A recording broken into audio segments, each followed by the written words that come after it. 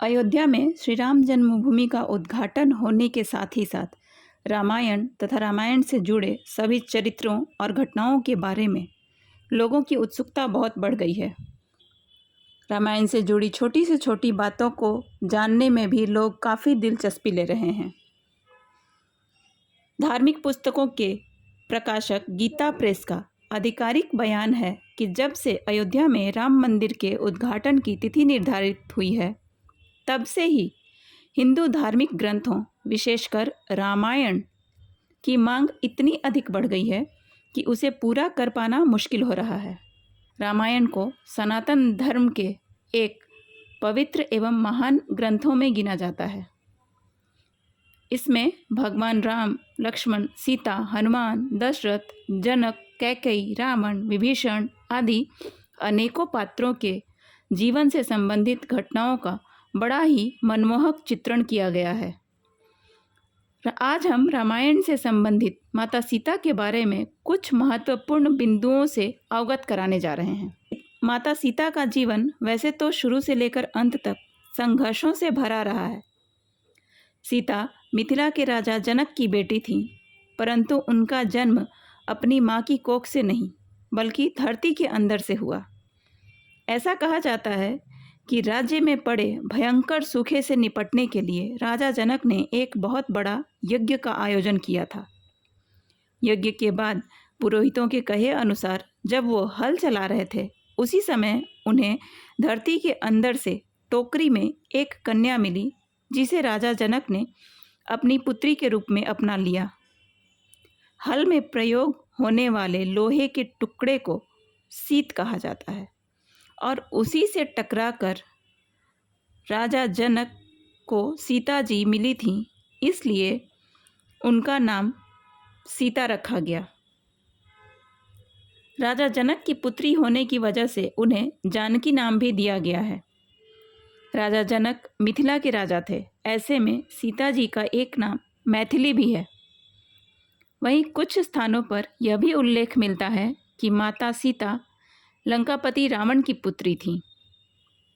भूमि के अंदर से पैदा होने के कारण सीता जी का एक नाम भूमिजा भी है। महाराजा जनक का एक नाम विदेह है। इस प्रकार से सीता जी को वैदेही नाम मिला।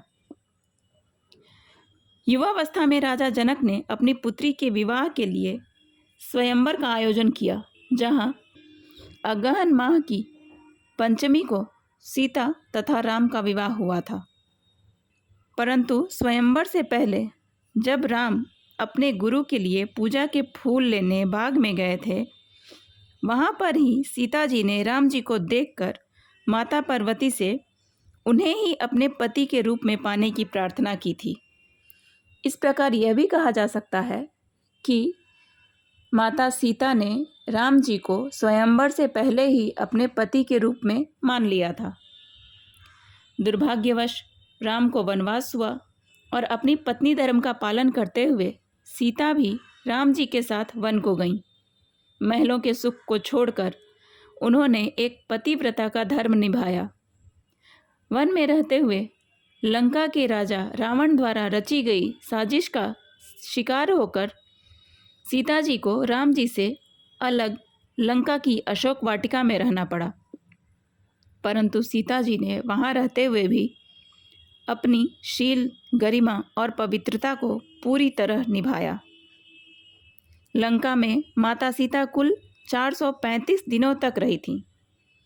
प्रचलित कथा यह है कि लंका से लौटने के बाद सीता को अग्नि परीक्षा देनी पड़ी थी, परंतु रामचरितमानस के अनुसार सीता जी ने अग्नि परीक्षा नहीं दी थी, बल्कि सच तो यह है कि भगवान राम ने वनवास काल में ही सीता जी को अग्नि को समर्पित कर दिया था, जिससे वन में राक्षसों एवं जानवरों से उनकी रक्षा की जा सके।